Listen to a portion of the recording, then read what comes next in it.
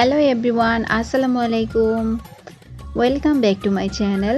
তো আজ নিয়ে হাজির হয়ে গেলাম আপনাদের মাঝে অসম্ভব মজাদার মালাই পাস্তা রেসিপি। আর এই রেসিপিটা কিন্তু আমার বাসার সকলেরই অনেক বেশি পছন্দের, তো তাই ভাবলাম আপনাদের সাথেও শেয়ার করি।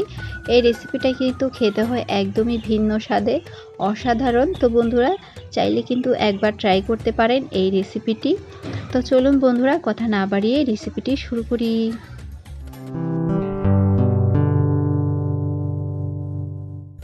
এই তো বন্ধুরা, এই মালাই পাস্তার জন্য কিন্তু প্রথমেই লাগছে আমাদের পাস্তা, আর সাথে নিয়েছি একটা নুডলস। এটা কিন্তু সিদ্ধ করে নিয়েছি, আগে থেকে ধুয়ে পরিষ্কার করে নিয়েছি। তো তার সাথে কিন্তু নিয়েছি চিনি হাফ কাপ, আর এখানে নিয়েছি তরল দুধ 1 লিটার পরিমাণ।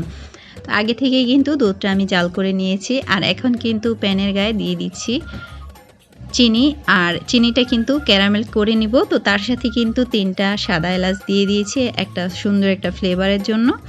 আর এখন কিন্তু খুব সুন্দর করে আমি ক্যারামেলটা তৈরি করে নিব। তো অনবরত নেড়েচেড়ে মিশিয়ে নিচ্ছি, আর সুন্দর একটা কালার আসা পর্যন্ত কিন্তু অপেক্ষা করব। তো এখানে কিন্তু কালারটা আমি যেরকম চাচ্ছি তো সেরকম কিন্তু কালারটা চলে আসার পর এখানে যে জাল করে রাখা দুধ, তো ওই দুধটা কিন্তু আমি এখানে দিয়ে দিয়েছি।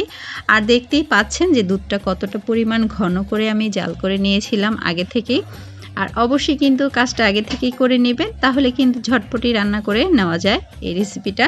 আর দিয়ে দিচ্ছি এখন স্বাদের ব্যালেন্সটা ঠিক রাখার জন্য সামান্য পরিমাণ লবণ। আর এটা যদি কেউ স্কিপ করতে চান তাহলে কিন্তু করতে পারেন। আর এই তো এখানে কিছুটা কিশমিশ নিয়েছি, এটা কিন্তু দিয়ে দিব।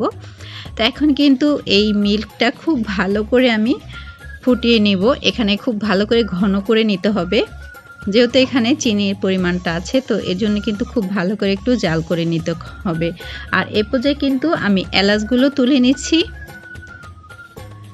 আর এখন কিন্তু দেখতেই পাচ্ছেন অনেকটা দুধ টেনে গেছে। তো এই পর্যায়ে কিন্তু আগে থেকে যে সিদ্ধ করে নিয়েছিলাম পাস্তা নুডলস একসাথে, তো এইটা কিন্তু দিয়ে দিচ্ছি এখন, আর খুব ভালো করে মিশিয়ে নিচ্ছি। আর চুলার আঁচটা মিডিয়ামে রেখে কিছুক্ষণ পরপর নেড়েচেড়ে এটা কিন্তু ভালো করে জাল করে নিব। আর এই পর্যায়ে কিছুটা কিশমিশ দিয়ে দিলাম। আর একঘেয়েমি রেসিপি কিন্তু খেতে ভালো লাগে না, তো চাইলে কিন্তু এইভাবে তৈরি করে দিতে পারেন বাচ্চাদের জন্য। আর এখানে কিন্তু রেডি হয়ে যাওয়ার পর আমি এই তো আপনাদের সাথে পরিবেশন করে দেখিয়ে দিচ্ছি। তো বন্ধুরা এটা কিন্তু গরম থাকা অবস্থায় এরকম, এটা কিন্তু ঠান্ডা হওয়ার পরে আরও ঘন হয়ে যাবে। আর খেতে কিন্তু হয়েছিল অসাধারণ। তো চাইলেই কিন্তু একবার ট্রাই করতে পারেন বাড়িতে। অসম্ভব মজাদার এই মালাই পাস্তা। তো বন্ধুরা আজকের ভিডিওটা যদি ভালো লেগে থাকে তাহলে অবশ্যই একটা লাইক কমেন্ট শেয়ার করবেন, আর চ্যানেলটিকে সাবস্ক্রাইব করে পাশে থাকবেন। পাশে থাকা বেল বাটনটি ক্লিক করে রাখবেন। আল্লাহ হাফেজ।